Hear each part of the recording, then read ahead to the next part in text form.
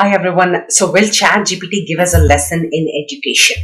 We have been talking about this kind of a scenario where AI is penetrating into our classrooms, and what do we do about it?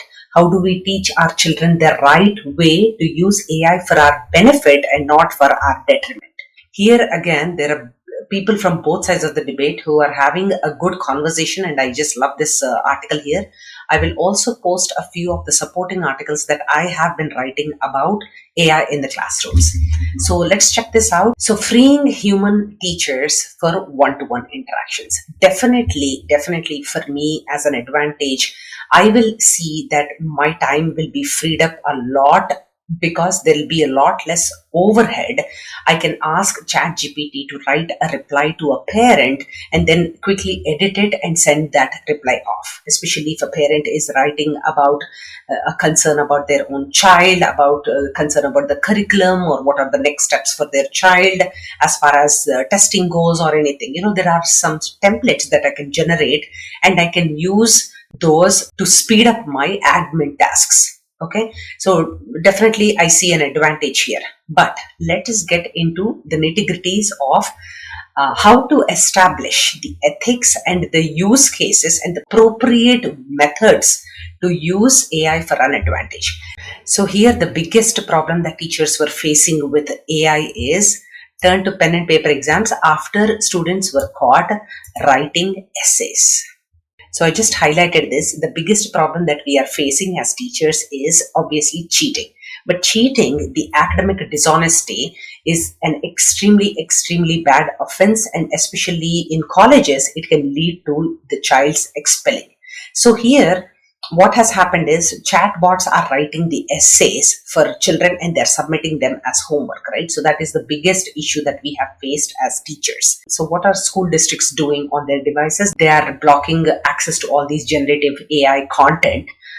But you have to keep in mind that children are very creative. Okay, so I cannot use this on the district device or on the school device.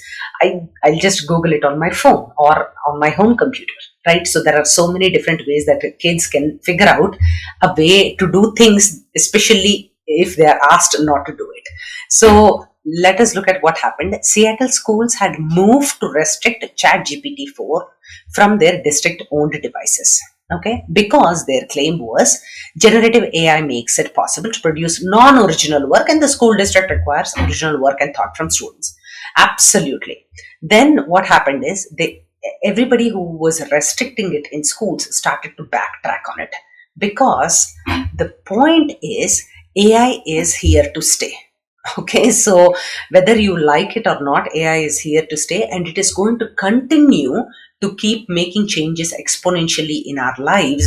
And if we don't keep a tab on it, we are going to be left behind. Okay, these tools can provide students with the in-moment learning partners on a huge range of topics.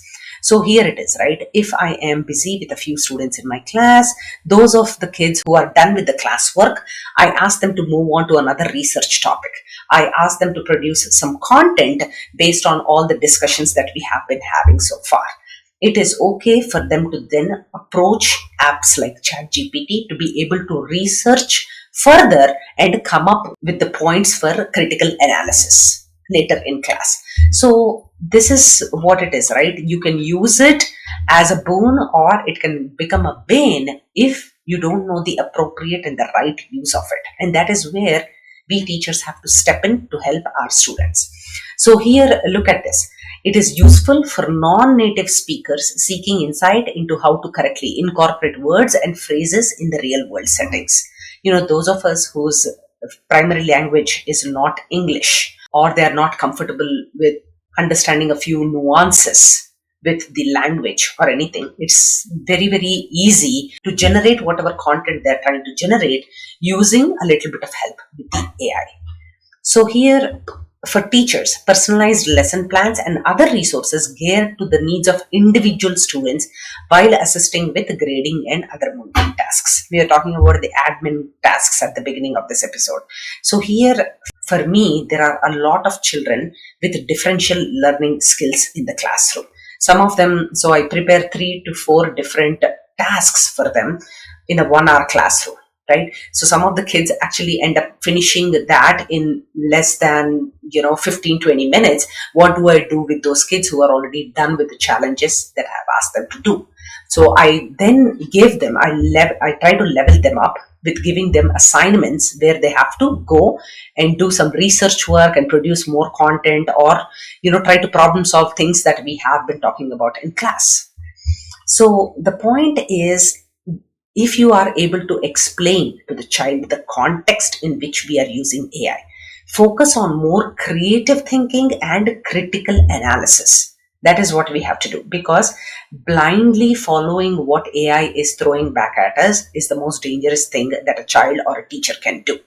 Because you have to question, because we don't know the models on which this generative AI algorithm has learned everything that it knows. Okay, so we have to question whatever we are reading, and we have to put it together in our own analysis, right? That is where our critical thinking comes in. So here, if you see, yeah, here, there you go. So again, we were talking about this in a previous article. I'm going to put a link to that. ChatGPT 4 does not understand the nuances of a particular question, especially if the context, you have to continue to keep repeating the context in which you are asking follow-up questions. It is very, very important. Okay, and it might sometimes fail to support their claims with reasons or complete evidence. It might just generate an output without a whole lot of inferences and with not a whole lot of credits to what it is saying. So it is very important to take whatever AI is throwing at us with a pinch of salt. So let us say, okay, again, this is what we were talking about. Develop the habit of questioning everything that you see. That is what we have to teach our children. And of course, we were just talking about academic dishonesty. It's a very, very big problem, and we have to help children understand that their career, their future might be ruined if they try to take the shortest and the easiest path to a simple homework situation that they have, or a test situation that they have. So let us see. Yeah, there you go. So there are debates here. Let us see that essay writing will be totally obsolete 2 years from now. What Ms. State here says is practicing their own content. If they don't do that, it will become very hard for students to predict where and how writing mistakes are made. And imagine if a child does not have a writing experience now, to be able to spot the problems with their content, to go to an AI generated thing to figure out what problems might be in that content. So there are arguments on both sides of the aisle here. So this is a great article. Again, let me show you what we were talking about recently. Student use cases for AI. This is an invaluable resource, guys, about how teachers can use AI in the classroom for the benefit of everyone. And there was a workshop that I attended, how to use AI in education. I mean, the kind of questions and the panelists that were there, I put together everything that I learned from that. What is the impact of AI? How do we use it? What is the future for us in the classroom along with AI, where we are working hand in hand? And yeah, please go through these, and good luck in your teaching journey and your classroom. Thank you.